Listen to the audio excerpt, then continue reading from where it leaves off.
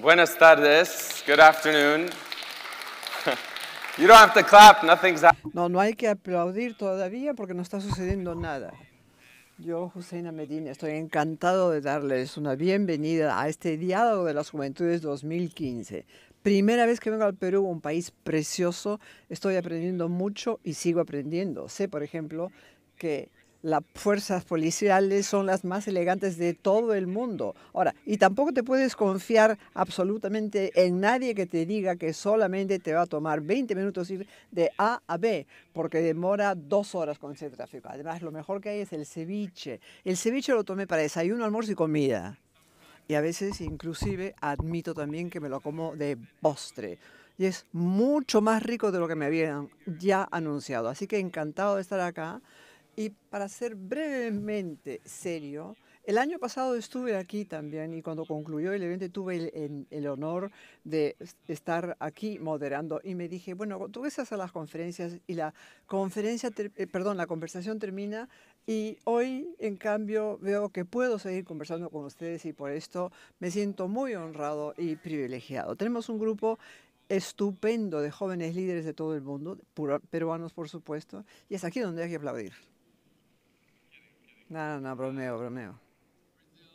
Del Brasil, de Italia, Nigeria e Indonesia. Y la ventaja de este encuentro es que todos esos jóvenes van a compartir sus propias experiencias personales sobre lo que son los temas esenciales para ellos. Alguien piensa que es gracioso, pero no lo es. Los problemas esenciales cuando hay que pensar en el desempleo juvenil y todo lo que ello conlleva, el problema de la falta de educación juvenil y todo. No voy a hablar, no voy a aburrirles con estadísticas porque de eso ya tendrán suficiente, pero hay números específicos que para mí son importantes y que sí quiero mencionar. Es que el 40% de los jóvenes a nivel global, estamos hablando del mundo, el 40% de los jóvenes del mundo, perdón, el 40% de la población del mundo son jóvenes y desde ahí deberíamos empezar para entender por qué estamos aquí, para escucharles a ustedes y por qué queremos conversar con ustedes. Así que antes de empezar, por favor, demos la bienvenida a Carla Grasso, jefe del Departamento de Políticas Juveniles en en el Fondo Monetario Internacional. Es importante que ella nos diga por qué vamos a hablar de este asunto y desde el punto de vista y la perspectiva de la juventud. Gracias, Ahmed, por esta presentación. Me alegro mucho de estar aquí. Me siento mucho más joven. Quiero dar la bienvenida también y sobre todo a nuestros estudiantes de Lima y de otras regiones del Perú que están aquí con nosotros hoy, así como a los finalistas del campeonato del Fondo Monetario Internacional en América Latina y del concurso de fotografía. Estamos viviendo en tiempos sin comparación con otros momentos de la historia, pues en ningún momento han habido tantos jóvenes en el mundo. 1.8 mil millones de jóvenes. Así que imagínense nomás el increíble potencial socioeconómico de este 1.8 mil millones de jóvenes que están creando el futuro para nosotros. Pero seguimos pensando y considerándolos una generación perdida. ¿Por qué? Porque no hay oportunidades de trabajo para los jóvenes, hombres y mujeres. Los jóvenes en todo el mundo tienen un empleo de 13%, o sea, 74 millones de jóvenes. En el cercano Oriente y África, un cuarto de la juventud y el 46% de las mujeres no encuentran un puesto de trabajo. ¿Por qué entonces tenemos esas tasas tan altas de desempleo juvenil? Y las causas son infinitas. Ahora, lo más importante, creo yo, es la del crecimiento económico pobre, porque si el país no está funcionando bien, los jóvenes son los primeros que pierden. Los jóvenes son los primeros que se despiden y una vez que están desempleados tienen pues dificultades infinitas para encontrar otro trabajo porque no tienen experiencia, no tienen pericias y no tienen contactos. Y este es un hecho triste pero real. Mirando la situación de cualquier país, el desempleo de los jóvenes es el doble del nivel total de desempleados. Y esto da lugar a preocupación. Sobre todo nos preocupa a nosotros en el Fondo Monetario, porque sin jóvenes con fuerza para trabajar, con una vibrante juventud, no podemos crear un país con una red social fuerte. Las economías también se hacen más vulnerables y no son capaces de innovar ni entrar en la competitividad. Pero la economía a nivel global tiene un costo que pagan los jóvenes. La investigación demuestra ya que los jóvenes sufren las consecuencias de la falta de empleo hasta que llegan a los 40, 50 e inclusive más adelante. Estos tiempos sin precedentes que estamos viviendo también nos han planteado una paradoja. Los jóvenes de hoy, hombres y mujeres, están mejor educados, más capaces, más adaptables y más capaces de tecnologías que cualquier otra generación. Sin embargo, las dificultades que encuentran son enormes cuando se trata de encontrar un buen empleo. Un obstáculo que encuentran es la aparente discordancia entre las pericias que se necesita y las compañías que necesitan emplear y lo que los jóvenes aprenden en las escuelas, en las universidades y en los centros de vocación profesional. Así que es necesario garantizarnos de que los jóvenes aprendan lo que necesitan los empleadores. También se necesita, también hay un papel preponderante para las empresas que tienen que capacitar a estas fuerzas laborales jóvenes. En mi cargo anterior en el sector privado, yo puse en ejecución un programa muy importante que iba dirigido a jóvenes trabajadores y algunos de mis alumnos han llegado inclusive a ser uno de los ejecutivos más altos de esa empresa. El mercado del trabajo también requiere ser mucho más capaz de adoptar, acercarse a los jóvenes, pensando en que la mayoría de la población del mundo son jóvenes. Estos tienen que encontrar trabajo de alguna manera y van al sector informal, donde se paga poco y donde en general la calidad es muy poca. En América Latina y en el Caribe, por ejemplo, más de la mitad de los jóvenes están empleados en el sector informal. Necesitamos un mercado de trabajo inclusivo, que dé lugar tanto a los hombres y mujeres jóvenes para que entren en el sector formal y para que tengan perspectivas mejores, protección social y acceso a los derechos laborales. Después de elencar todos estos obstáculos laborales, nos vamos a concentrar en la educación y la inclusión. Somos afortunados porque hoy están con nosotros 5 jóvenes de todo el mundo que van a hablar con nosotros sobre sus experiencias, sus ideas en estos sectores. Y he tenido la suerte de conversar con ellos atrás del escenario y me han dado mucha esperanza en el sentido de que con buenas políticas e ideas innovadoras de jóvenes como ellos, hombres y mujeres, vamos a abrir el camino para otros jóvenes que son los que se van a convertir en resistentes, sanos, bien preparados y bien decididos a crear un futuro mucho mejor y adaptarse a los cambios que estamos afrontando. Concluyo señalando que la juventud y el empleo son problemas que nos conciernen a todos. Las ideas y las soluciones tienen que proceder también de todos los sectores de la economía y de parte de todos los sectores de la sociedad. Yo termino con una frase del Papa Francisco. Una generación sin trabajo es una derrota del futuro para el país y para toda la humanidad. Debemos luchar contra esto, ayudarnos unos a otros para encontrar la solución. Espero, pues, escuchar sus opiniones y sus propuestas para ver cómo podemos trabajar juntos y encontrar esas soluciones. Muchas gracias.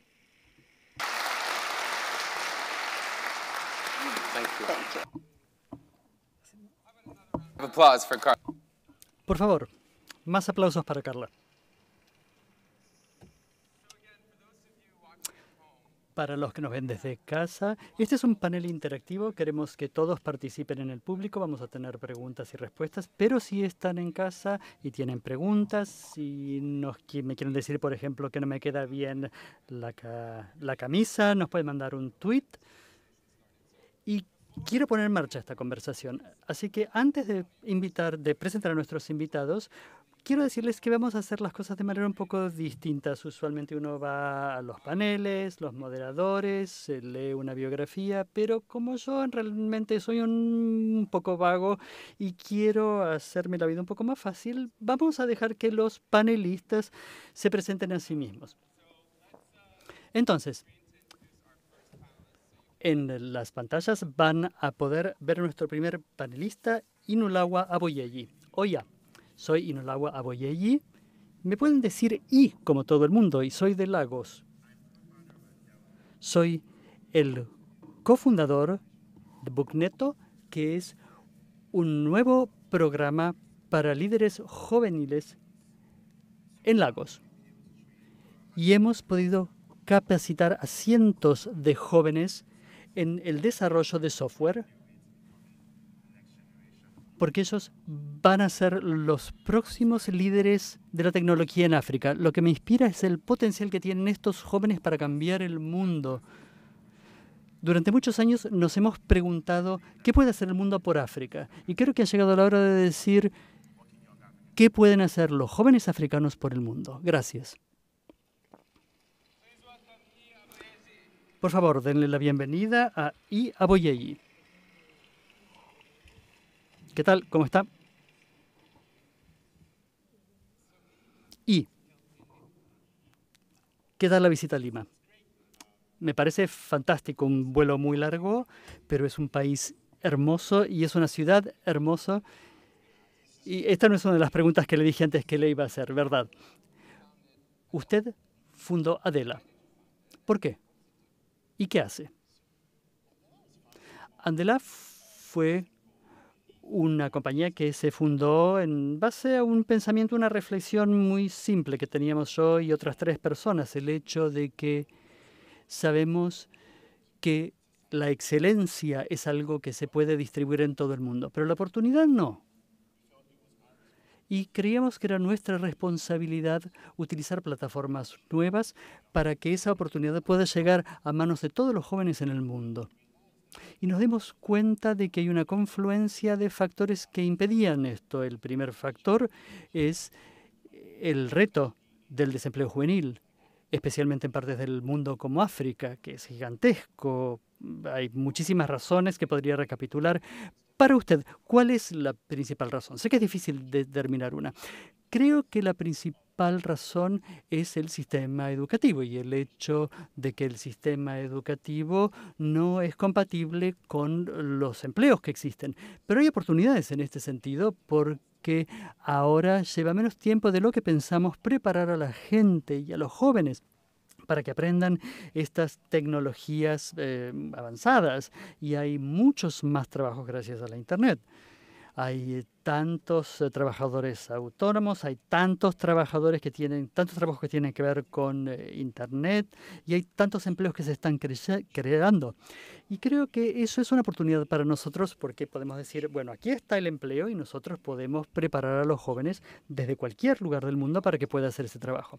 Entonces, ¿usted siente optimismo respecto del futuro en Nigeria, en África? ¿Le parece que el desempleo juvenil se puede bajar? Sí, hay muchas cosas para hacer. No le voy a decir que las cosas van a cambiar de la noche a la mañana, pero creo que es posible encontrar empleos para los cientos, los millones de personas, de jóvenes que van a entrar a la fuerza laboral en los próximos 20 años. Yo creo que eso es posible, pero creo que hay que hacer un esfuerzo. Así que cuando estábamos hablando entre bambalinas, nos estábamos conociendo y me dijo algo que me pareció interesante. En los próximos 20 años habrá más trabajadores que vendrán de África que de todo el resto del mundo.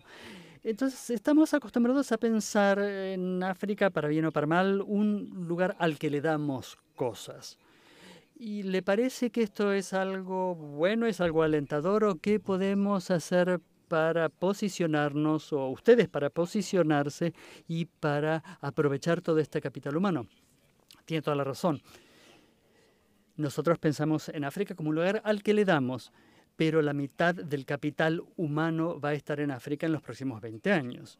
Así que esto es una oportunidad para nosotros. Podemos optar por aprovechar esa oportunidad y emplear a los jóvenes africanos, o podemos seguir creyendo que dándole ayuda a África o otro tipo de cosas, en vez de invertir en la infraestructura y en la educación que le permite a los jóvenes crear valor para el mundo. Creo que así podemos llegar a un mundo mejor. Y el reto está en que estos jóvenes, si no se dedican a cosas positivas, se van a dedicar a otras cosas que van a ser más perjudiciales para el mundo. Entonces es muy importante que le demos a esa juventud un sentido de compromiso durante los próximos 20 años. Y su organización, en última instancia, está aprovechando todo este talento que existe en Nigeria y en otros países. Por supuesto, lo que hacemos es crear un sistema, un nuevo modelo educativo, en que nosotros vamos a los países y encontramos a gente jóvenes con gran talento, que están muy interesados en la tecnología, y luego los ubicamos en empresas tecnológicas de todo el mundo que están buscando talento técnico. Talento técnico es algo muy difícil de encontrar y cualquier persona que tiene una empresa tecnológica se lo va a decir. Entonces, lo que hacemos es proveerle al mundo talento joven, fantástico de Nigeria. Así que usted les está pagando a los jóvenes nigerianos a que aprendan programación informática.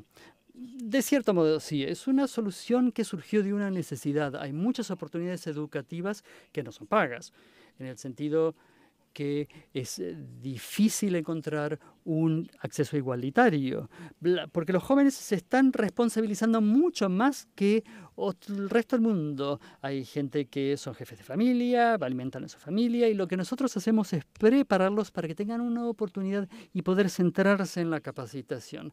Y aún más allá, el trabajo que hacen como parte de su capacitación, que trabajan con todas estas compañías, les permite ganar un poco de dinero. Entonces, eso les permite financiar su vida, financiar su educación. Es un nuevo modelo educativo porque lo que le digo es, mire, acá lo que voy a hacer es, te voy a enseñar algunas aptitudes, pero esto no te va a dar plata en 4, en 10 o en 20 años, sino que te va a dar plata ahora. Ahora, todo esto es muy selectivo. Usted seguramente tuvo mucha gente que se presentó, que quiso entrar a este programa. Es muy difícil entrar a este programa. Es muy difícil entrar a las mejores universidades del mundo. Es menos de 1% de los solicitantes. Eso es la desventaja. Creo que hay varios factores. Por una parte, porque nosotros le prestamos un servicio a las empresas tecnológicas mundiales. Tenemos que asegurarnos de que seleccionamos lo mejor de lo mejor. Gente que tiene pasión por la tecnología y gente que realmente quiere aprovechar esta oportunidad.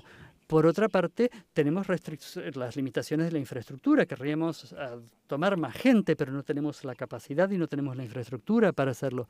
Ahora bien, lo que queremos hacer es que haciendo esto lo suficiente vamos a crear un efecto, una especie de onda expansiva, y vamos a poder asegurarnos de que cada vez más jóvenes puedan entrar. Lo que pretendemos es crear una generación de 100.000 desarrolladores informáticos en África en los próximos 10 años. Y lo que van a hacer es repartirse y van a impactar a otro millón y luego a otros 10 millones. Entonces, todo esto es muy multiplicador. Entonces, usted se siente pasión por la tecnología. Sí, soy un enloquecido por la tecnología. Hay esta idea de que es algo distópico. Hay gente que piensa que la tecnología está destruyendo los empleos, que está obstaculizando, que está robando las oportunidades a los jóvenes. No, no estoy para nada de acuerdo. Las investigaciones lo han demostrado, los hechos lo han demostrado y lo que hemos visto en la vida práctica lo ha demostrado. En Nigeria he visto cosas espléndidas sobre trabajos nuevos que han surgido en Nigeria y son todos tecnológicos. El otro día estaba hablando con un emprendedor que va a contratar a 60 personas y les va a pagar más del salario mínimo para que esta gente pueda conducir ciertos vehículos que se van a dedicar a la tecnología, y hay gente que está creando nuevas tecnologías para mantener el hardware, de modo que la gente pueda llevar a algún lugar, a un lugar central, para recibir repuestos y para hacer arreglar cosas. Y hay mucha gente que no tiene... Que se puede preparar para cosas que no requieren mucho dinero, que no requiere mucho tiempo, y estos son empleos que existen ya ahora. Y estos son los trabajos que la tecnología hace posibles. Vamos a seguir esta conversación, pero ahora voy a presentar a nuestro próximo orador. Los invito a que miren nuevamente las pantallas y voy a presentar a Mariel Rentería. Hola, María.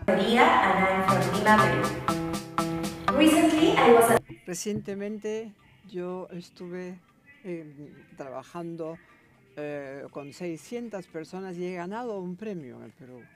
El propósito ha sido conseguir información para actuar de manera concreta y en relación con los demás. ¿Por qué? Nuestro país se conoce por toda su diversidad cultural y natural. Nosotros tenemos muchas oportunidades que también son retos para actuar mejor y para mejorarnos. Una visión que nos permite querer crecer y dar lo mejor de nosotros, innovar en la información aquí y en el resto del mundo. De modo que yo propongo que hagamos lo mejor para hacer realidad este sueño de Ipae Edi Kade. La bienvenida a María.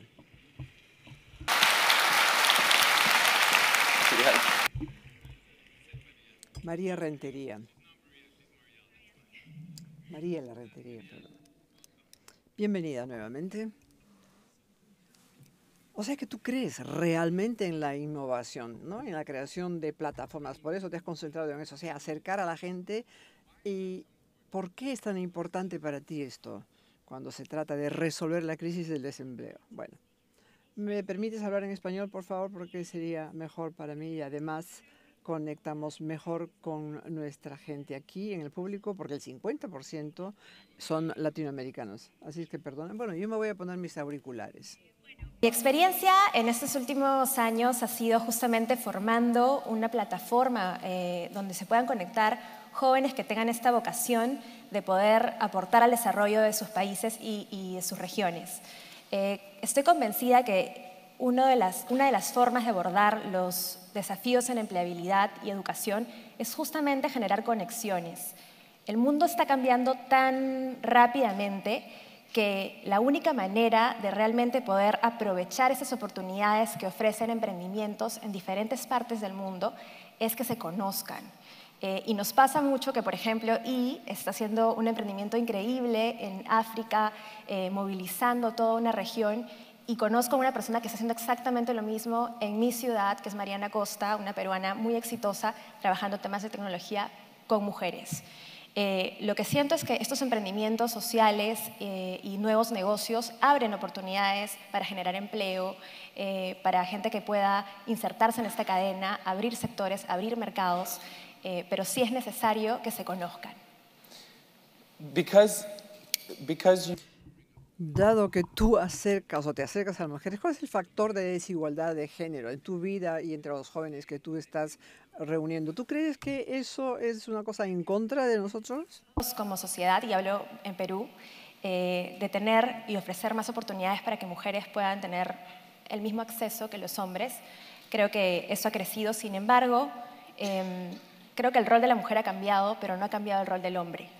Creo que se espera que la mujer sea exitosa profesionalmente, pero también que sea exitosa personalmente, y eso implica dedicarle mucho más tiempo también a ese plano. Entonces, si los hombres también tuviesen la misma demanda, digamos, de balance entre lo profesional y personal, se podría manejar como parte del desarrollo de las familias en mi país. Lo que sí veo es que tenemos mejores referentes, más referentes de mujeres exitosas, trabajando en temas de, por ejemplo, tecnología, y creo que eso es positivo.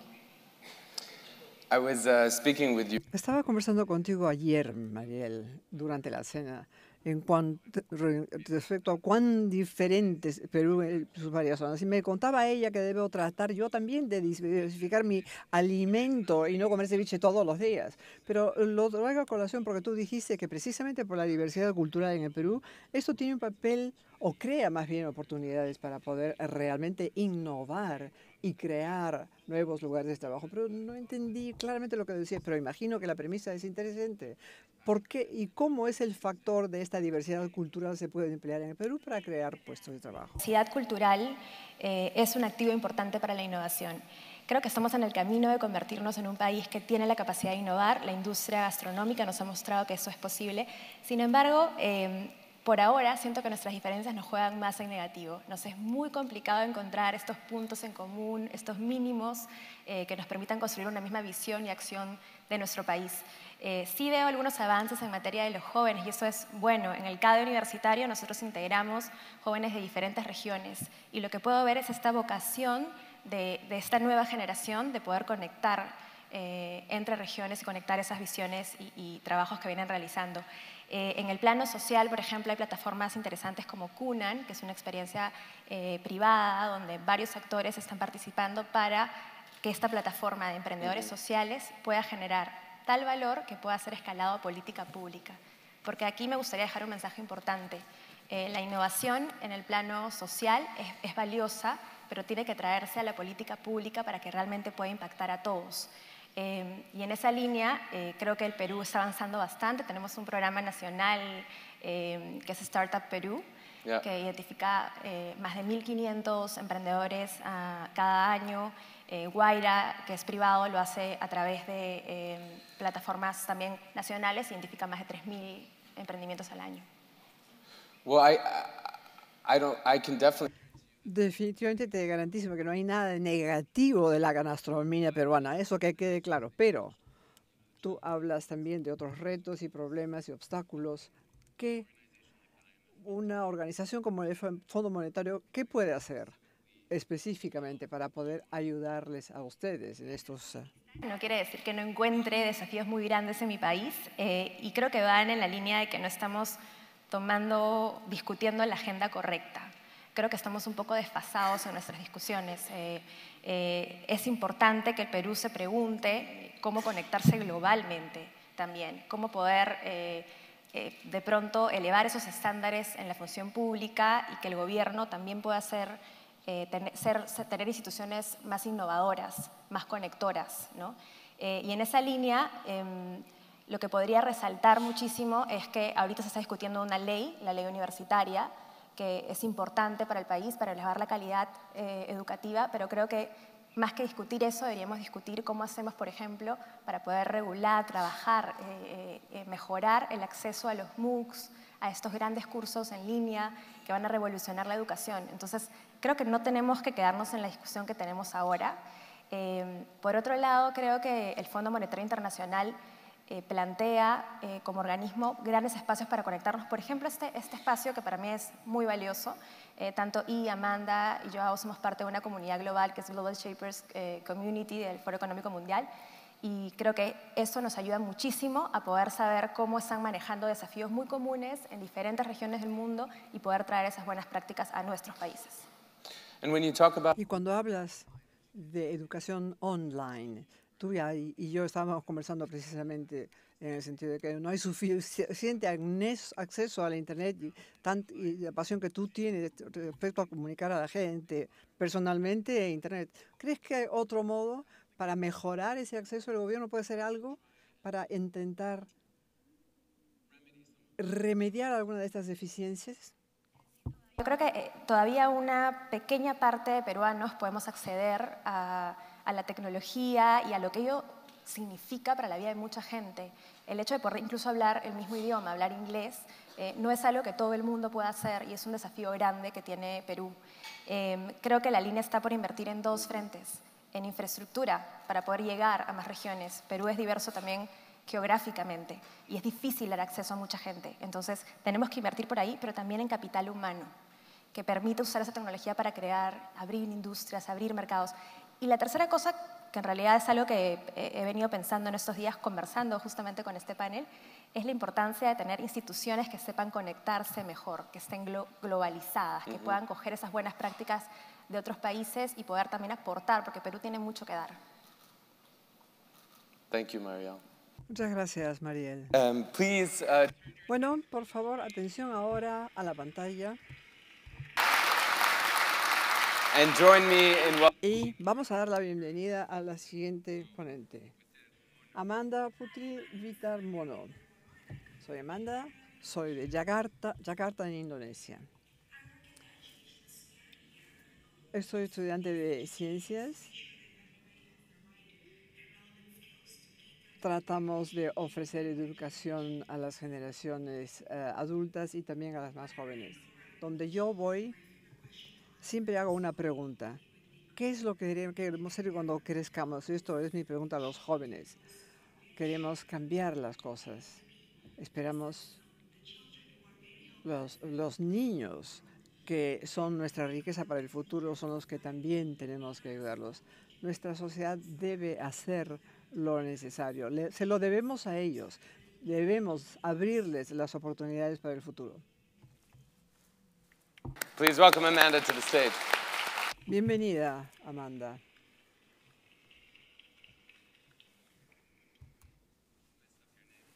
Sí, me equivoqué con tu nombre, pero no importa. Siéntate. Amanda, tú me dijiste antes que una de las cosas que realmente te frustra es que hay muchísima apatía cuando se habla de la enseñanza. Y yo eso lo comprendo, pero ¿por qué te preocupa a ti? ¿Qué pasa? Bueno, te voy a dar un ejemplo de un país, Indonesia. Cuando tú entras a una sala, a un aula de estudiantes, tú pareces ser la figura que quieres ser. Quieren ser profesores, muchos. Perdón, muchos quieren dedicarse a la enseñanza, pero no la entienden como la mejor, la carrera más interesante para un estudiante. Por lo tanto, nosotros hemos pensado que el sistema de educación necesita individuos que no solamente enseñen, sino que convenzan a los estudiantes. Y sobre todo a los que no quieren ir a la escuela. Así que este es un reto realmente importante porque tienes que seguir mejorando tú, seguir aprendiendo, seguir siendo interesante para estos escolares. Y cuando no quieres hacerlo, entonces ese es el problema difícil. También has hablado de desigualdades. Y también en esto tú tienes una gran pasión. Mucho se habla de desigualdades, pero a nivel macro, pero a nivel micro, a nivel local. ¿Cómo es que eso afecta? ¿Crea problemas? ¿Podemos resolver esos problemas? ¿Cómo? Pues los niños, todos los individuos, nacemos en distintos contextos y condiciones sociales.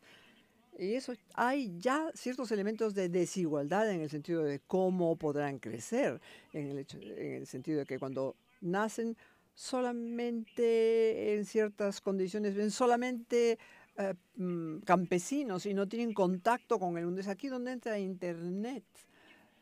Queremos abrir oportunidades para ellos, para esos chicos campesinos, para que vean que hay el resto del mundo que pueden llevar a cabo. Pueden ser economistas, pueden ser periodistas, banqueros, pueden tener la capacidad, oportunidad de verse a ellos mismos más allá de donde están. Sí, economistas, periodistas, banqueros. Sí, sí, claro, es discutible, pero en fin. Pero es cierto, tú dices de la percepción que ellos mismos tienen de sí mismos porque no conocen sus oportunidades, no se dan cuenta de las oportunidades que podrían tener si desarrollaran mejor sus capacidades. Es un problema que tú ves en tu vida diaria en Indonesia, ¿no? Seguramente que sí. Yo creo que la confianza es algo que no todos los individuos tienen. Es cuestión de sociedad o cultural, no lo sé. Pero si los sueños que ellos tienen no consiguen realizarlos, la percepción de su propia valía de repente no es perfecta. No llegan a progresar y no consiguen crear impacto. Y eso sería muy importante para todo individuo. ¿Qué es lo que tú identificas como el asunto que más obstaculiza a los jóvenes de enseñar, de aprender nuevas pericias? La educación. La educación es algo que tenemos que tener mucho cuidado. Nunca es neutral. Nosotros estamos enseñando valores, estamos enseñándoles un sistema de valores. Y eso está muy bien, pero luego también tenemos que ver cuáles son las características centrales, nucleares. La posibilidad de ser creativo, de resolver problemas, de tener una mente abierta. Tenemos que, y esto lo percibimos no solamente en los medios de comunicación, sino en la realidad. Esas son cosas esenciales para nosotros e imperativas para nosotros, para que los estudiantes progresen. ¿Y qué pasa con las expectativas de la sociedad? Porque cada país tiene sus propias tradiciones y culturas Y eso obviamente significa factores que influyen sobre la educación. ¿Qué pasa? ¿Eso tiene un papel importante en prevenir o crear oportunidades en tu país? Sí que tiene un papel importante en el sentido de cómo se ven los muchachos o los jóvenes, la confianza que se trata de imbuirles. Eso también depende del sistema en el que viven, pero nosotros vivimos también en un mundo en que todo está conectado ya, está interconectado. Sabemos lo que pasa en todo el mundo. Por lo tanto, no podemos fijarnos solo en el nivel nacional. Tenemos que pensar a nivel universal y eso es lo que necesitan los niños. Esto es 1.4 mil millones de jóvenes que dentro de poco van a ser los gestores del mundo. Tienen que progresar. Esto es lo que necesitamos promover. ¿Y tú dirías que esto está sucediendo en Indonesia? ¿Ya sucede en Indonesia?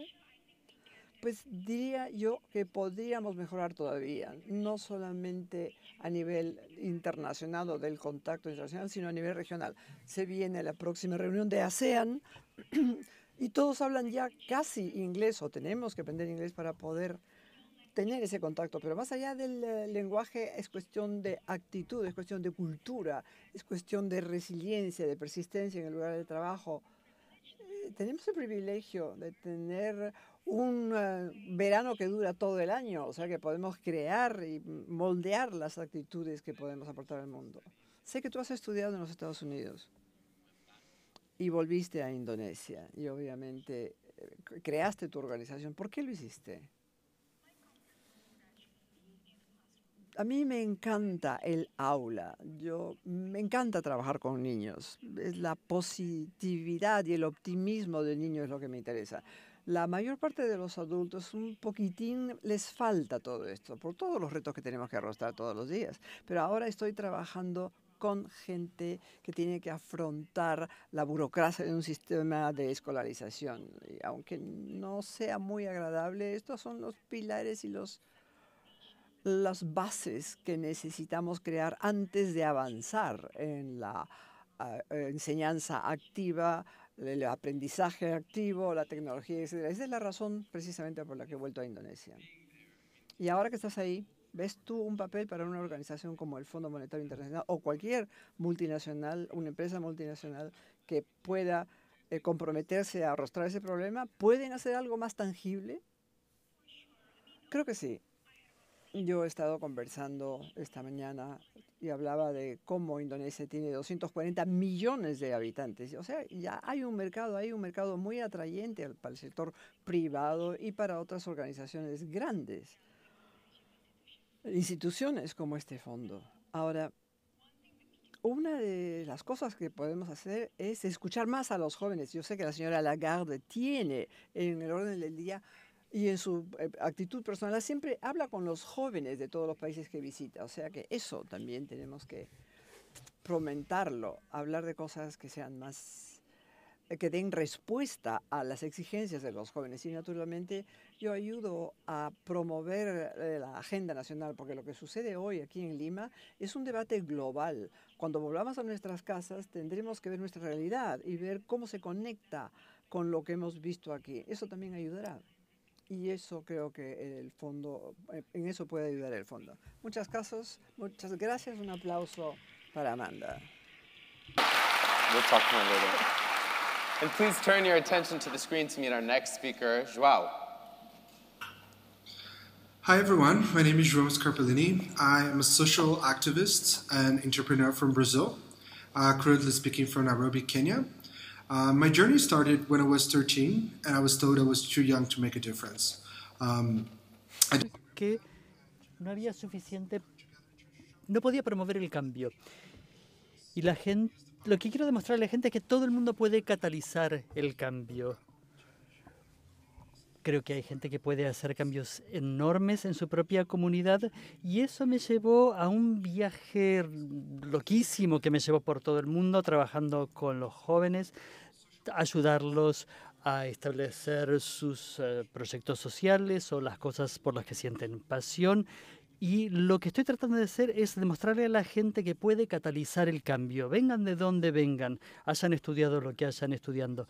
Y ahora estoy trabajando para las Naciones Unidas en Somalia. Somalia es uno de los países más grandes del mundo. 7 de cada 10 somalíes tienen menos de 35 años. Y la gente lo que quiere hacer es consolidar la paz, que es algo muy crucial. Y eso es en lo que estoy colaborando ahora. El empleo, especialmente entre los jóvenes, es un gran reto para nosotros en Somalia. Y me encanta saber que soy parte de este programa y qué le puedo aportar a todas estas comunidades. Gracias. Démosle la bienvenida a Joao Scarpellini ahora al escenario. Joao, asesor para la juventud en Naciones Unidas en Somalia. Entonces, ¿cuál es su consejo? Creo que es salgan al mundo, hagan lo que tengan que hacer, no le hagan caso a la gente que les dice que no pueden hacer lo que quieren hacer. Hace un rato te estaba contando que cuando era muy chico, lo primero que me dijeron era que era demasiado joven para catalizar el cambio. Y durante mucho tiempo lo creí. ¿Quién te lo dijo? Me lo dijeron los maestros en la escuela, me dijo gente grande y pensaban que necesitaba un título universitario para poder marcar una diferencia. Y lo que les diría es, no dejen que la gente los desaliente. ¿A usted le parece que a los jóvenes no los toman en serio? Algo que me ha enseñado la vida es que no siempre es una cuestión de mala voluntad. La gente no sabe trabajar con los jóvenes a veces.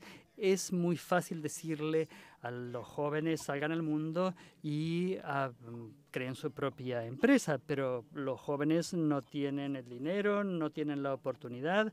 Hay jóvenes que ni siquiera puede tener una cuenta bancaria. Entonces existen todos esos obstáculos y creo que la cuestión no es hacerle las cosas más fáciles a los jóvenes, sino hacérselas más accesibles. Antes me dijiste algo bastante increíble.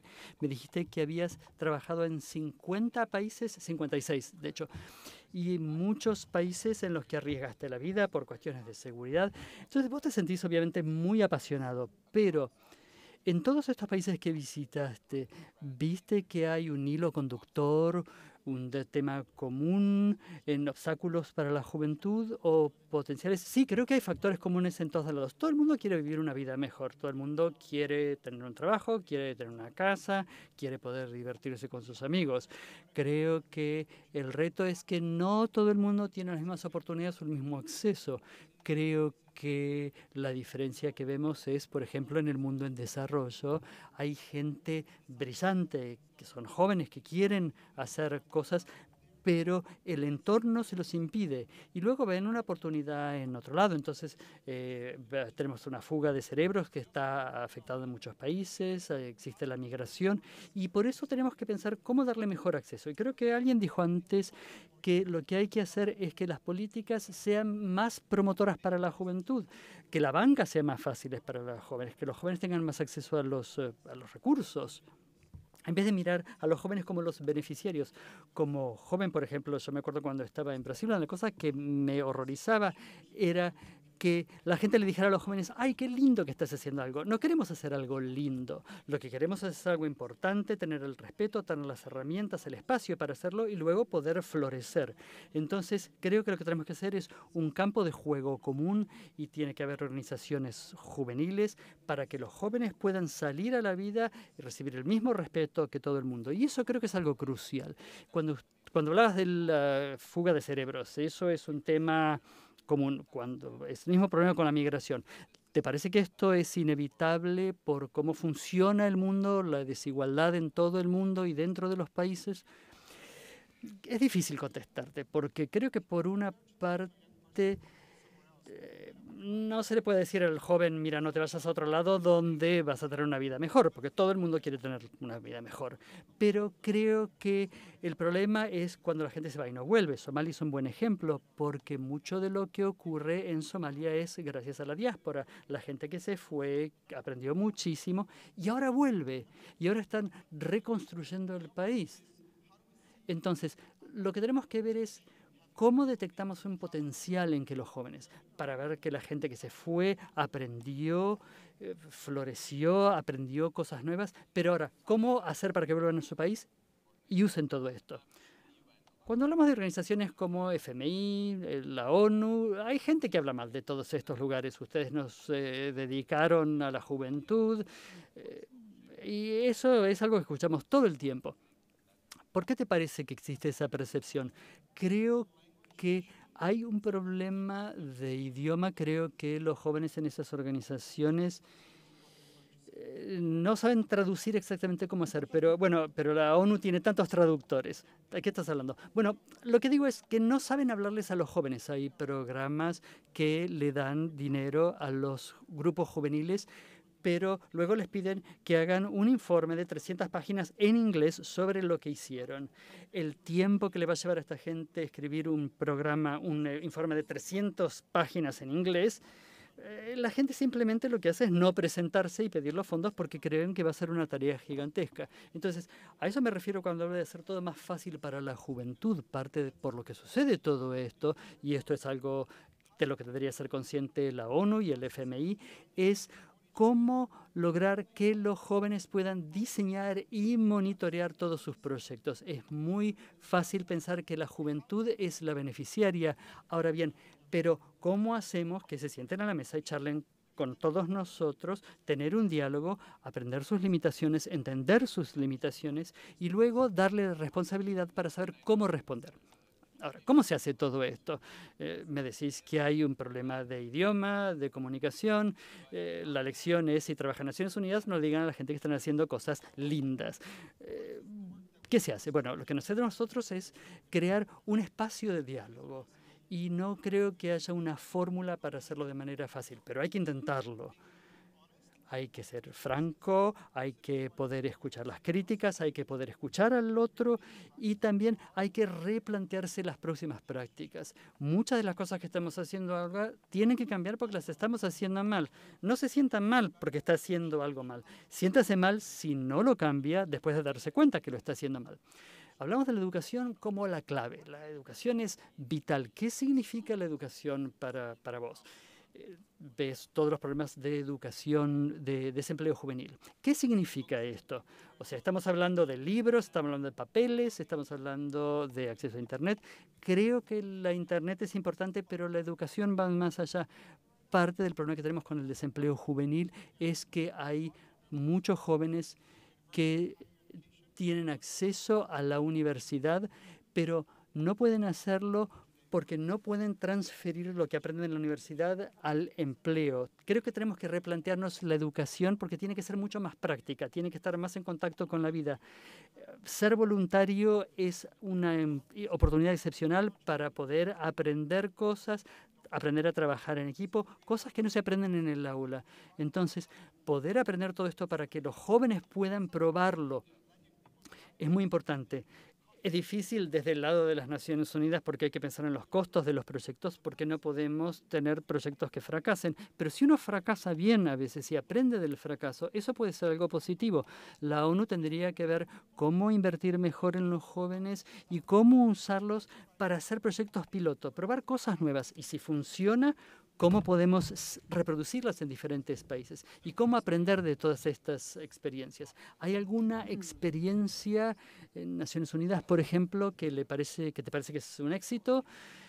Creo que son muchas. Por ejemplo, uno de los organismos de Naciones Unidas que creó este fondo en que dieron dinero por primera vez a los jóvenes.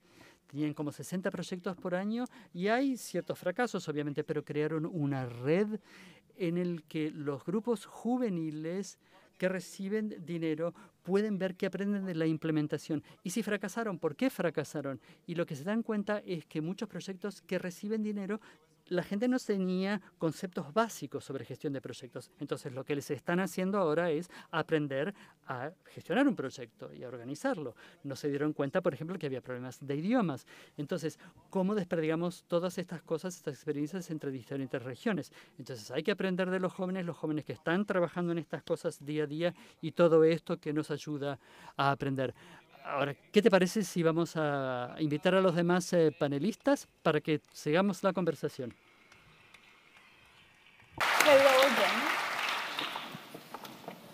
So, Muy bien, estimados amigos.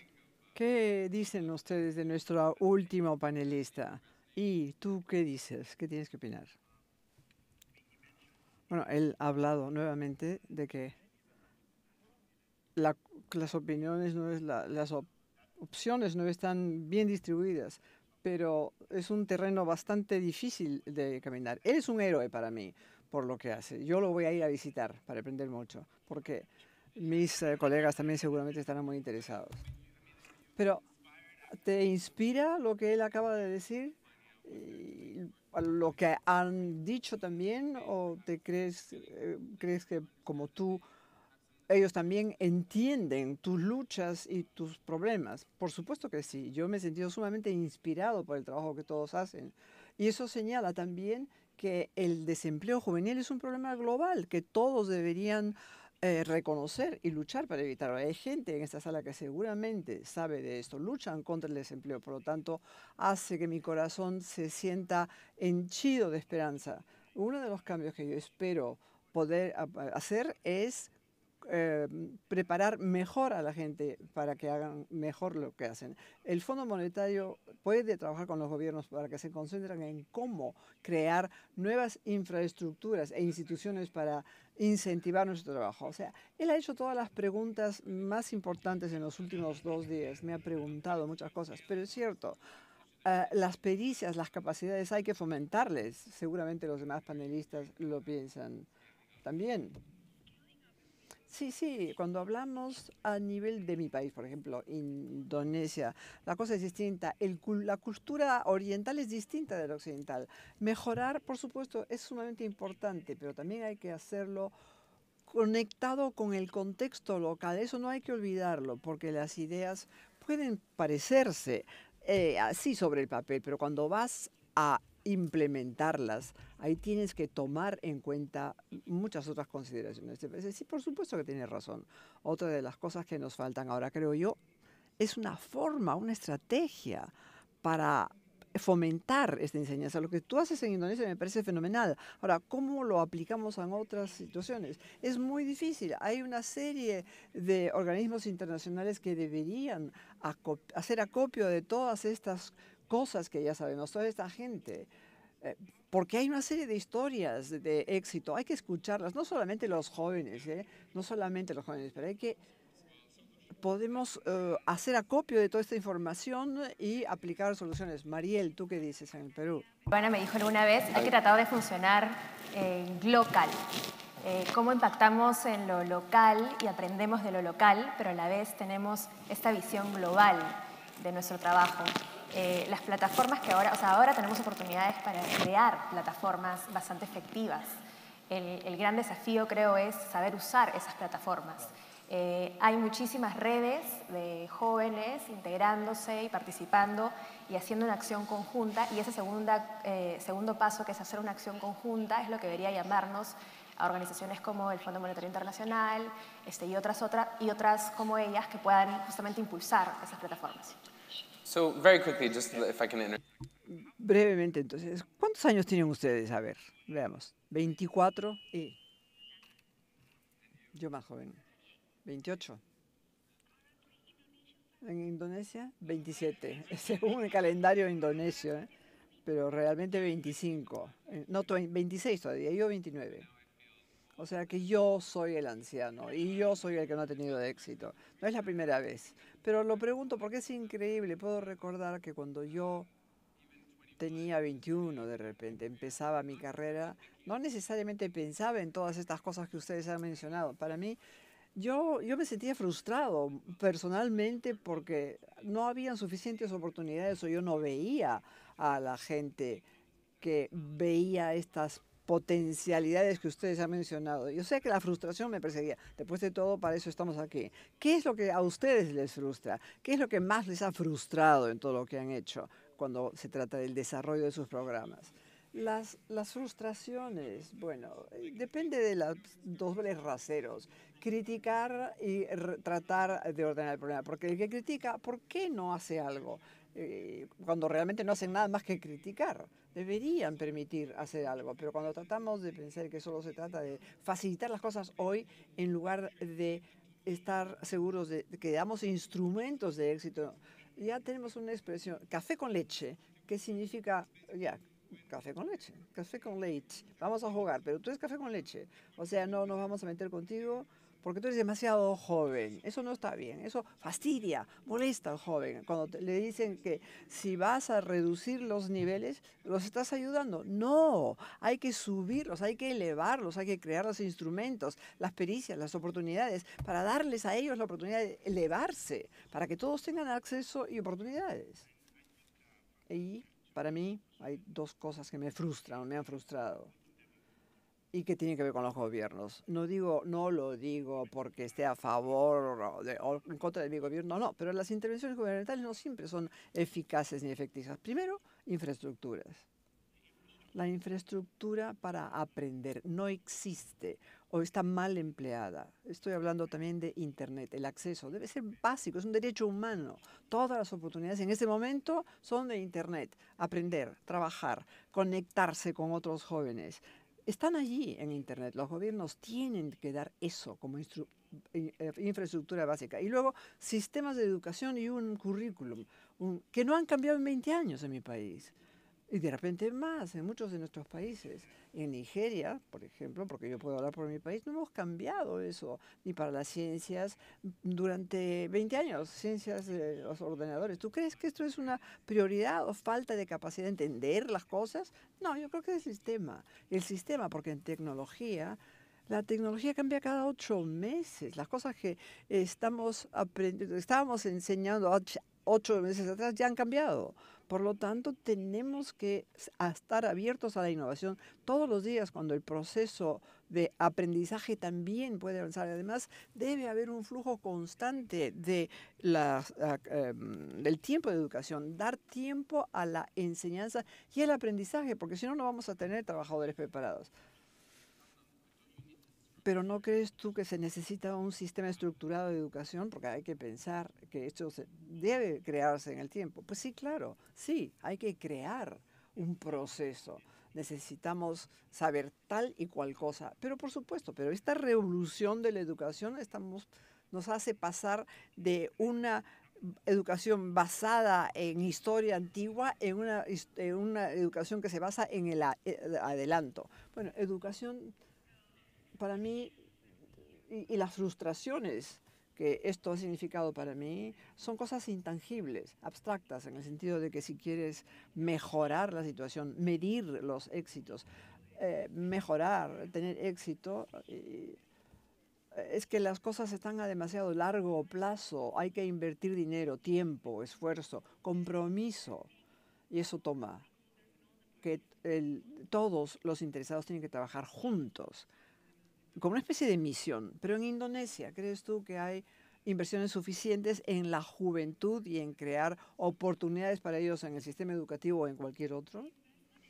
Inversiones sí, hay muchas. Lo que me frustra es la ineficacia de las mismas, porque las cosas que se pueden hacer en 2 días pueden tomar 2 meses, por una serie de razones. Mi propia opinión es que la gente no quiere responsabilizarse de nada. Eso da miedo tomar decisiones, da miedo asumir responsabilidades. Simplemente es cuestión de pasar un documento a otra mesa, o sea, pura burocracia. De esto hemos hablado esta mañana. Así son las cosas.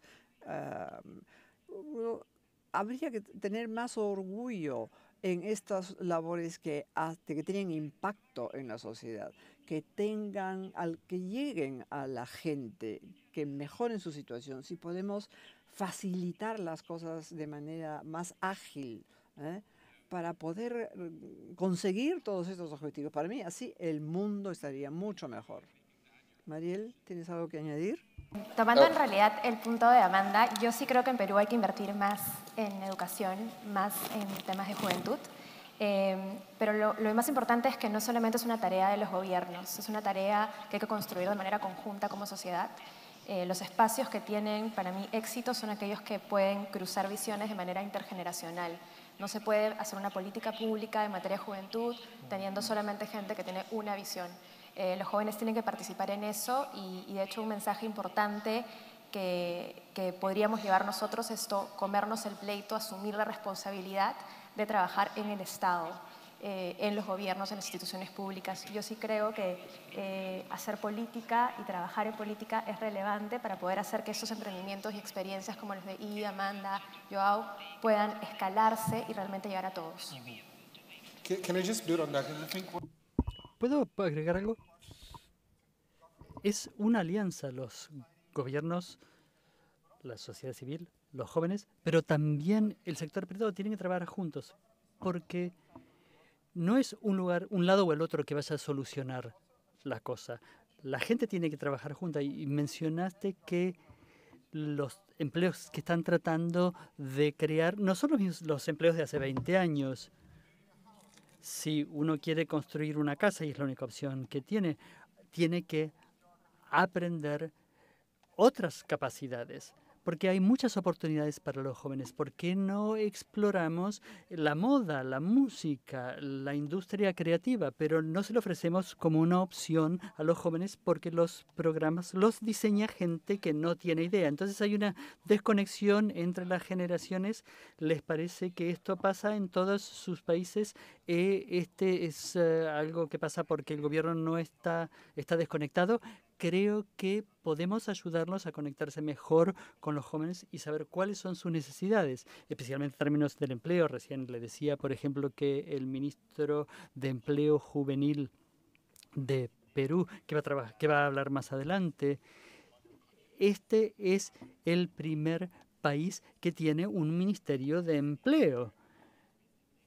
En Andela, por ejemplo, que tiene una sede en el Lagos, existe un ministerio porque la gente se da cuenta que 80% son jóvenes, 70% no tiene trabajo. Entonces, ¿qué vamos a hacer al respecto? Entonces, lo que tenemos que hacer es, todo el mundo tiene que conectarse, como dijo la panelista, la gente tiene que comunicarse, que es algo muy importante, y tenemos que tratar de expresarnos a los políticos y a la gente que está en el poder, y tenemos que colaborar con ellos para darle un marco a las políticas. Esto, nosotros ayer hablamos de esto en la cena y la gente realmente se entusiasmó mucho y se apasionó mucho. La gente se empezó a tirar cosas, pero no, seriamente, esto tiene que ver con que los jóvenes no son parte del proceso político o no se sienten movilizados suficiente. Es decir, ¿a quién le damos la responsabilidad? ¿Es que los jóvenes que no participan suficientemente en el sistema? ¿Qué les parece? Yo creo que se trata de incentivos. ¿Por qué hacemos lo que estamos haciendo? Y lo estoy contextualizando políticamente. ¿Cuáles son los incentivos para que los jóvenes participen en el proceso político? Entonces, no se dan cuenta, los jóvenes no se dan cuenta porque no piensan en la política como una carrera, pero si el sistema funciona y si el sistema es que está creando un espacio para los jóvenes y tiene en cuenta las ideas o los debates enloquecidos que pueden tener los jóvenes, entonces van a tener que empezar a pensar en todo esto. Si hablamos de ministerios, hablamos de otros órganos que toman decisiones, todo esto es importante a todo este nivel. Y creo que hay que hacer una diferencia entre la política y trabajar para el gobierno.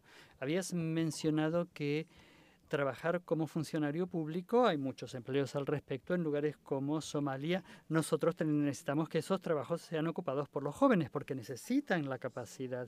Pero la gente a veces está tan despegado del tema político. Piensan en la corrupción, piensan que es algo sucio y se van de la esfera pública.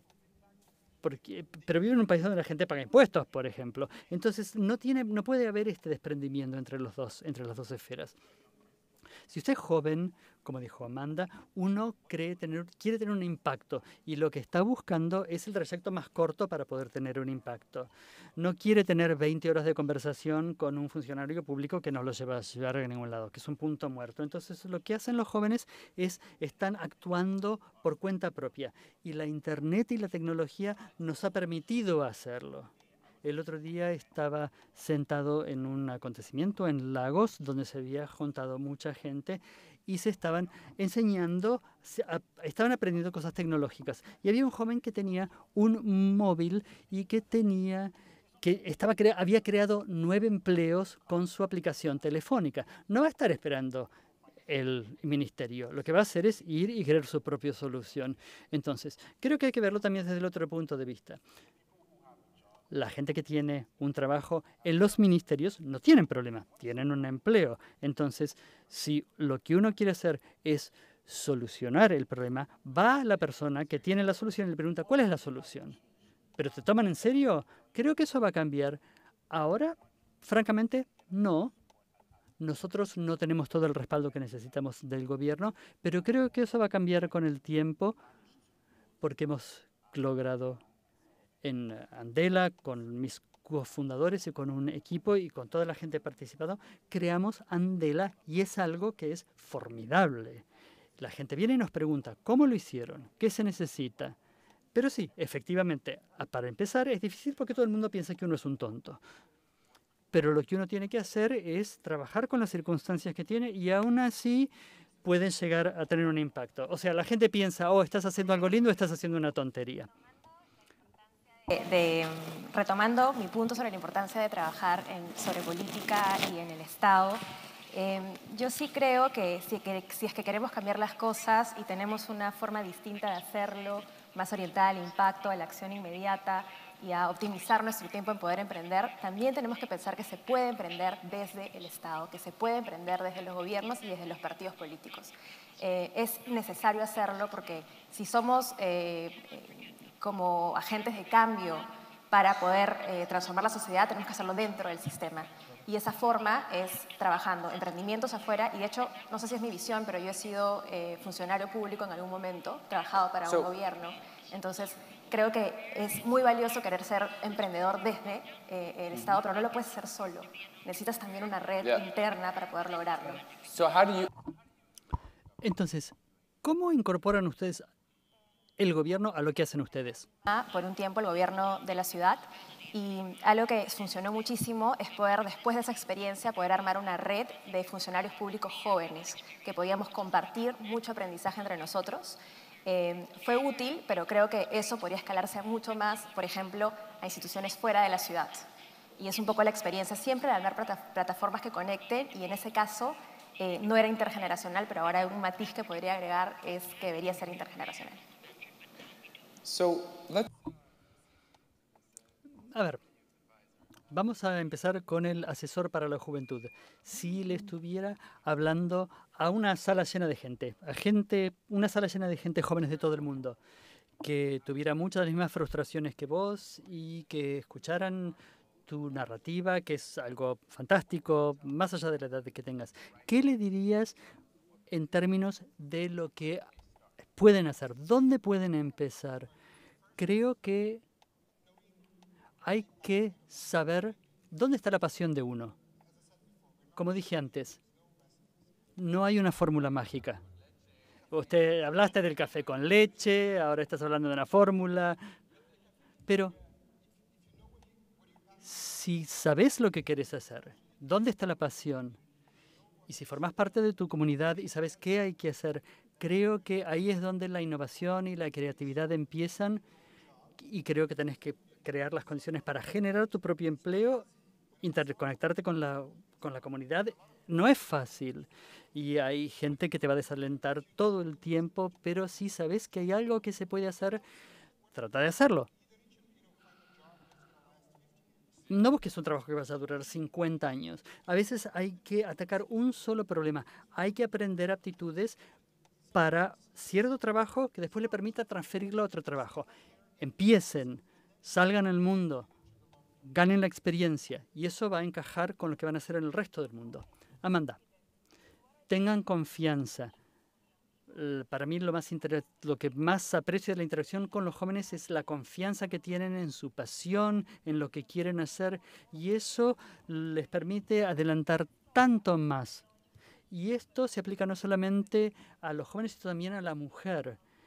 Que sientan confianza en sí mismas, que sientan que aunque no encaje en ese espacio, yo tengo el derecho, adquirí el derecho y luché para estar ahí. Y tengo el derecho a estar ahí.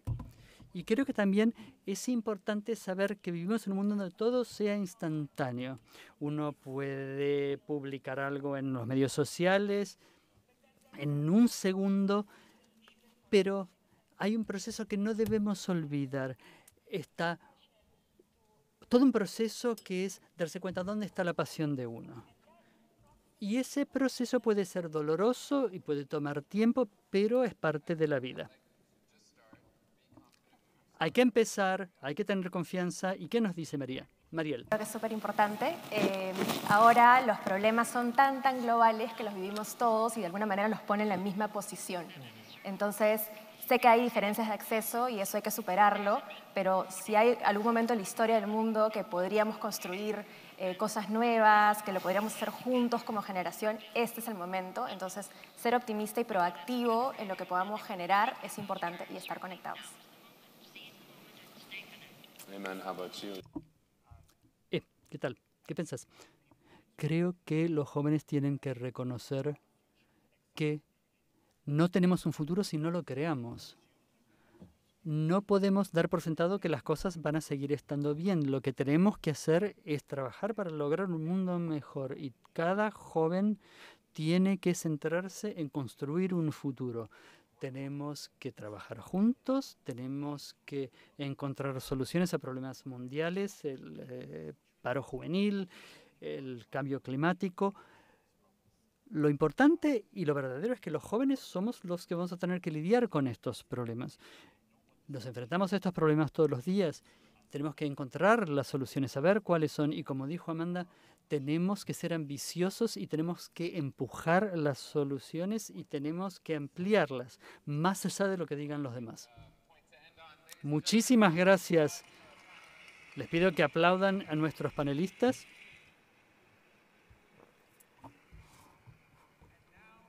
Y ahora,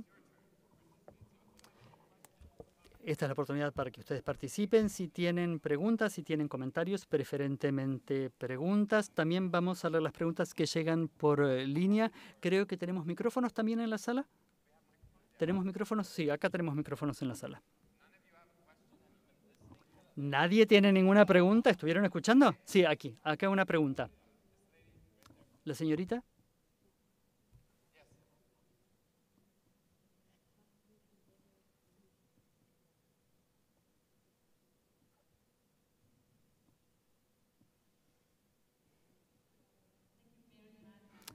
Muchas gracias. Soy de Perú, uno de los distritos más poblados de América Latina. Y la señora Lagarde estuvo ahí a la mañana, así que si tienen tiempo de visitarlo, les recomiendo que lo hagan. Mi pregunta es sobre la inquietud que tenemos sobre la juventud rural. Aquí en Perú hemos promovido la educación y veo grandes avances y algo que tenemos que reconocer con este gobierno y con toda la gente que está trabajando al respecto, pero lo que me preocupa es la juventud rural. Hay una brecha entre la juventud urbana y la juventud rural y tratamos de promover la educación, pero a veces lo que pasa es que la juventud rural no recibe la educación necesaria según la realidad de sus comunidades. Entonces, ¿qué podemos hacer para tratar de cerrar esta brecha entre la educación rural? Tenemos que atacar los problemas desde un momento, desde una perspectiva global, pero también tenemos que tener esta conciencia local. Muchísimas gracias. No quería cortarla, pero quería llegar a la mayor parte de las preguntas posibles. Amanda, este es un tema que se plantea mucho en mi país. Tenemos 17.000 islas, hay tantas variedades entre una isla y la otra. Sí, los centros nacionales son importantes, tiene que haber una cierta cantidad de actitudes que tienen que cumplir todos, pero si volvemos al contexto local, creo que el contenido del programa de estudio tiene que ser localizado, cosas como la ciencia, cómo interactuar con la gente, los idiomas. Hay ciertos centros globales, pero tiene que haber un contenido local, porque hay que responder a las necesidades de las escuelas. ¿Alguien más sobre el tema local? Creo que hay dos cosas importantes, la infraestructura y las instituciones. Y gracias a Internet podemos ampliar todo lo que podemos hacer en un lado a todos los lugares, incluso los lugares rurales. Y las instituciones que se aseguran de que las normas sean las mismas. Si hay algo que se aprende en algún lado, podemos adaptar las escalas para llevarlo a las zonas rurales. Y creo que esta es la responsabilidad de los gobiernos. Es necesario que el FMI y las instituciones multilaterales dialoguen con los gobiernos para ver cómo diseminar estas oportunidades.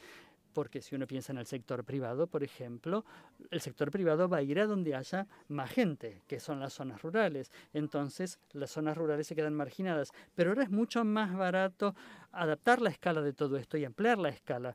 Si tenemos la infraestructura necesaria para hacerlo y si hay instituciones que velan por que eso ocurra. Creo adicionalmente que es necesario y está pendiente conectar la actividad productiva de las regiones en zonas rurales con la educación.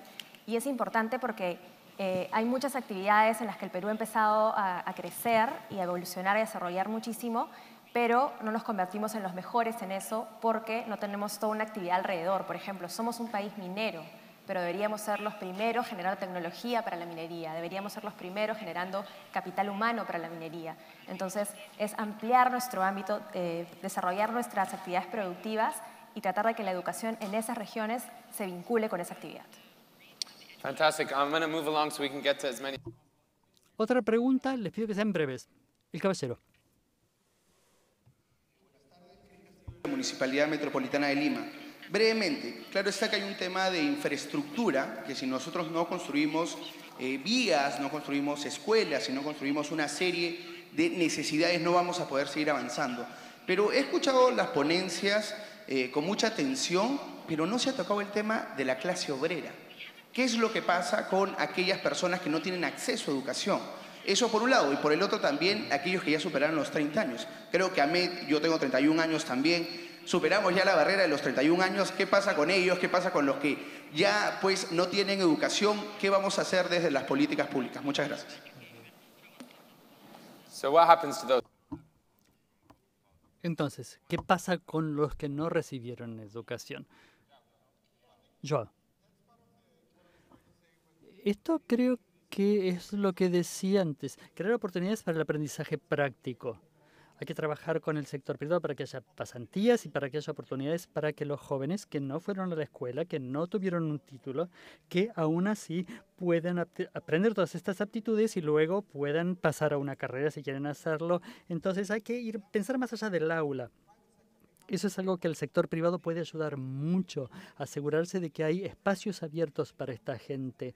Uno puede tener los mejores títulos de las mejores universidades, pero una vez que empieza a trabajar, uno empieza a aprender y uno aprende aptitudes para adaptarse a ese trabajo. Entonces, lo que hay que tener es actividades de extensión para gente jóvenes de grupos vulnerables, para que una vez que entren al empleo puedan aprender a hacer el empleo. Vamos a pasar a la próxima pregunta.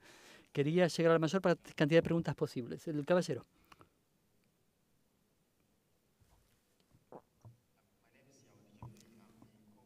Soy el cofundador del Centro de Innovación Social. Gracias a todos por los comentarios. Nos ha dado muchas reflexiones, mucho que pensar. Y mi pregunta es para usted. Mencionó las instituciones y quería saber, ECOAS, por ejemplo, ¿cómo puede ayudar a todas estas instituciones y todo este trabajo del que usted está hablando? Creo que la integración regional es algo muy importante para este proceso porque los retos son comunes, pero hay muchos países que no se juntan para pensar en todo este trabajo colectivamente. Una de las cosas que pienso cuando pienso en la educación, por ejemplo, las instituciones educativas tienen que reestructurarse para trabajar a nivel regional, para ver los trabajos que se necesitan, las aptitudes que se necesitan, para aprovechar toda esta integración regional y este desarrollo económico. Las universidades tienen que preparar a la gente con otras aptitudes para que sean diversas, para que puedan trabajar en diferentes cosas. Y hay muchas cosas que podemos compartir entre todos, uno de otro, para ver si uno hace algo bien, cómo se lo puede imitar. para tener normas comunes. Y también las fronteras son tan importantes, ahora es muy difícil pasar de un país a otro dentro de la misma región económica y tendría que ser más fácil hacerlo. Y creo que estas son algunas de las cosas que puede hacer, por ejemplo, la institución para bajar el desempleo juvenil desde el punto de vista regional. Gracias. Pero he respondido su pregunta. Vamos a pasar a la dama que está atrás. Soy de la asociación Musas Inspiradoras de Cambios, una asociación de mujeres con discapacidad. Estoy muy contenta de estar aquí y escuchar lo que han dicho. Yo quería ver si han pensado en las personas con discapacidad, en los niños con discapacidad, que muchas veces ahora, como dicen, estamos tratando la inclusión, estamos tratando de que los colegios regulares y particulares reciban a las personas con discapacidad, no solo los colegios especiales, pero también queremos ver, mi pregunta es, si ustedes han considerado a las personas con discapacidad. Thank you. Muchas gracias por esta pregunta. ¿Quién quiere responder? Sure. Amanda, por supuesto. Cosas, situaciones como esta, discapacidades, yo creo que tiene que ver también con las infraestructuras, porque yo he vivido en los Estados Unidos donde hay infraestructuras para gente que necesita esa ayuda. Pueden manejar coches, pueden ir a la tienda a comprar, o sea, arreglárselas bien, sin tener el problema de su discapacidad. Pero vuelves a Indonesia y realmente a veces no existen las infraestructuras, no hay rampas para sillas de ruedas, y eso es simplemente las cosas tangibles que se perciben, por no hablar del reconocimiento desde la perspectiva social. A veces nos olvidamos, en efecto, sobre todo cuando hay tantas otras cosas de que ocuparnos en el sentido de la educación, infraestructuras y demás. Sí, yo creo que ese punto que usted señala es muy importante. Yo espero que reciba más atención. Ciertamente de acuerdo contigo. Bueno, estamos casi a punto de terminar, desafortunadamente, pero podrán hablar con los panelistas más tarde. Pero antes de concluir, tenemos algunas palabras y quiero darle la bienvenida al ministro de Trabajo del Perú, Daniel Morate. Adelante, señor. Muy bien. Hola. ¿Cómo está? ¿Qué tal? Bien. Para mí es una enorme satisfacción estar aquí con todos ustedes y haber escuchado a estos jóvenes líderes de sus respectivos países. Y deseo y espero que sean los futuros gobernantes de sus respectivos países. Y yo quisiera decirles que como ministro de Trabajo y Promoción del Empleo, tengo que en un minuto más o menos decir cómo vamos con el tema laboral juvenil. Estaba revisando la información que han repartido, que más o menos en el mundo 40% de los jóvenes andan desempleados y nosotros tenemos una cifra aparentemente más alentadora, o sea, tenemos 7,6% de desempleo de los jóvenes. Eso quiere decir que tenemos 92,4% de jóvenes trabajando, pero el drama del Perú es que 79% de los jóvenes están trabajando en el mercado informal, o sea, sin vacaciones, sin CTS, sin derechos laborales, y ese es el gran problema de nuestro país. En Lima, en esta ciudad que los acoge, más o menos tenemos 2.236.700 jóvenes que viven en distritos de clase media baja, que en su mayoría son migrantes o hijos de migrantes. Y de eso más o menos yo quería comentarles algo, porque yo soy un provinciano, migrante también, y creo que muchos jóvenes como yo a veces se encuentran en un riesgo muy delicado, porque cuando uno es migrante tiene el problema a veces de la autoestima y eso te puede llevar al camino del mal. Y para contarles un poco más la historia es que yo soy de un pueblo que es Acoya, Jauja Junín, un pueblo que es un pueblo campesino básicamente, vivimos de la lluvia. Mi madre tuvo que irse a otra ciudad a estudiar en una universidad y yo me quedé con la mamá del papá de mi mamá, o sea, mi abuelita, mi bisabuela, que tenía como 90 y pico años, y yo tenía más o menos 2 años, 3 años, estuve con ella hasta los 7 años, y por supuesto, como ella no podía controlarme, yo era un niño que prácticamente hacía lo que quería. O sea, el más bandido de todo el pueblo. Y luego, a los 7 años, mi madre me recogió y me llevó a Pasco, donde estaba ella, pero casi fue por gusto, porque ella estudiaba y trabajaba. Salía de la casa a las 4 de la mañana y regresaba a las 12 de la noche. O sea, igual andaba solo y me volví también el más bandido del barrio. El problema es cuando llego a Lima, a los 13 años, por supuesto, cuando uno llega a Lima y hablando como yo hablaba, es decir, como habla un provinciano, como habla un serrano aquí, y con las chapas negras, porque la cara se quema, y entonces cuando yo hablaba todo mi salón se mataba de risa. Y obviamente se mataban de risa por las chapas que tenía. Entonces yo dije, entonces ¿para qué voy al colegio? Si todo el mundo se va a matar de risa, o simplemente me ven y ya se matan de risa por las chapas que tengo. Y en esos momentos uno siente la tentación de abandonar todo, pero felizmente aparece el consejero, que a veces es un amigo, que a veces es un libro, que a veces es un artículo del periódico y que a veces es una conferencia como esta pasada por internet o por televisión que te da la fórmula maestra de cómo se puede derrotar ese problema de autoestima. Yo le he llamado esa fórmula QST, ¿no? Quiérete, suéñate y trabájate. O sea, es el consejo que yo recibí, es decir, que si no te quieres, no podrás hacer nada y solamente se quiere quien se acepta como es. Y se quiere con la familia que tiene y quiere del origen y su pueblo y todo lo demás. Y solamente si eres capaz de quererte, eres capaz de valorarte y entonces puedes soñar con lo más grande que puedes hacer y luego lo importante es que tienes que trabajar todos los días para hacer realidad ese sueño. Y eso es lo que hice. Junté a mis amigos del barrio y formamos el Movimiento de Integración y Cambio, movimiento juvenil. Todos teníamos 17, 18, 19 años. Luego me nombraron coordinador del Movimiento de Arte Popular de Comas. Luego me hicieron concejal, regidor. Yo ya tenía entre 24 y 25 años. Y bueno, hasta ministro. Y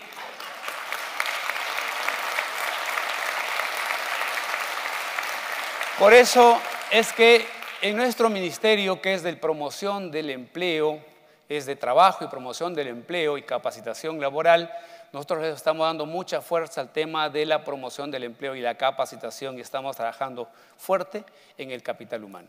Para nosotros, y hemos visto que los países, y ustedes vienen de algunos de los países igualmente desarrollados, muchos, y no hay país desarrollado que haya salido de la pobreza, que no haya trabajado con seriedad y con fuerza el capital humano.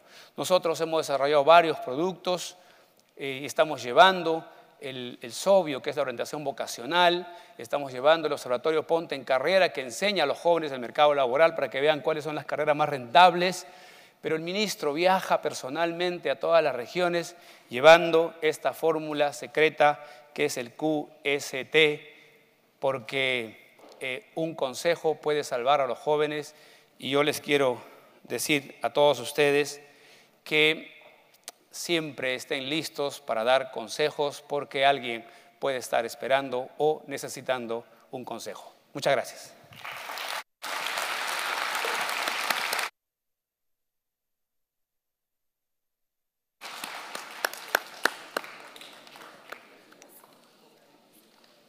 Well, ladies and gentlemen, Damas y caballeros, hemos terminado con este programa. Espero que se hayan sentido inspirados.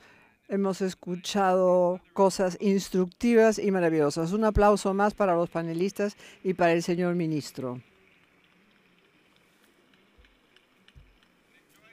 Y que sigan ustedes disfrutando de esta reunión anual. thank you.